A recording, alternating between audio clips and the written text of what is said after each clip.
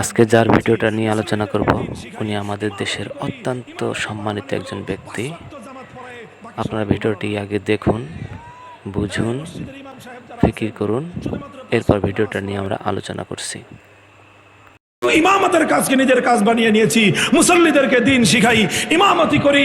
ইমামতি করা মানে হলো 5 ওয়াক্ত জামাত পড়ায় বাকি সময় ঘুমানো না। হ্যাঁ, এই মসজিদের ইমাম সাহেব যারা আছেন শুধুমাত্র 5 ওয়াক্ত নামাজ পড়াবেন, ফজর থেকে জোহর পর্যন্ত ঘুম, জোহর থেকে আসর পর্যন্ত ঘুম, আসর থেকে মাগরিব পর্যন্ত ঘোরাঘুরি, মাগরিব থেকে এশা পর্যন্ত আড্ডাবাজি, এশার পরে আবার ঘুম। এর নাম ইমামতি? এর নাম হলো ইমামতির চাকরি। কোন চাকরের জন্য ইমামতি করা জায়েজ নাই। আবার আমার শব্দটা খেয়াল করে শুনেন, যারা ইমামতির চাকরি করেন তাদের পিছনে নামাজ পড়াও জায়েজ নাই, তাদের ইমামতিও জায়েজ নাই। কারণ চাকরি করে যারা, সে চাকর। কোন চাকর মানে যাকে আপনি চাকর মনে করেন তার পিছনে আপনি ইমাম ইক্তেদা করলে নামাজ সহি হবে না।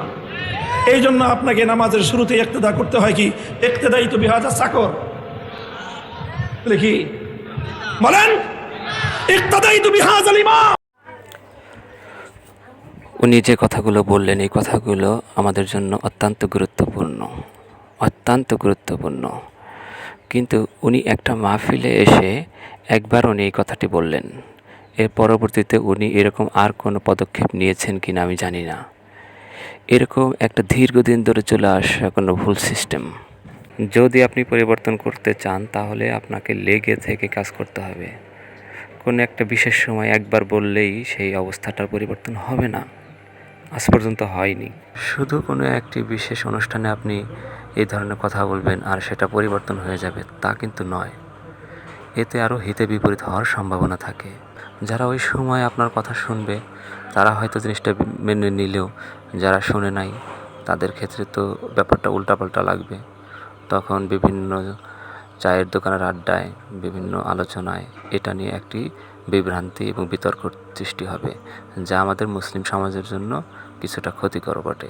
তাই আমার ব্যক্তিগত অভিমত হলো, কোনো লম্বা সময় ধরে চলে আসা ভুলকে যদি আপনি পরিবর্তন করতে চান তার জন্য পরিকল্পনা মাফিক কাজ করতে হবে। আজকে একদিন বললাম আর শেষ হয়ে গেল তা নয়। আর ইমামতির মতো এইরকম একটি স্পর্শকাতর বিষয়টাকে আপনার মতো অবস্থান থেকে সুনির্দিষ্ট পরিকল্পনা না করে এইভাবে উপস্থাপন করাটাকে আমার কাছে ব্যক্তিগতভাবে খুব একটি যুক্তিযুক্ত মনে হয়নি। আমরা সবাই তো বলি, কোনো একটি ভুল হলে আমাদের ধরিয়ে দিন, আমরা সেটা সংশোধনের চেষ্টা করব।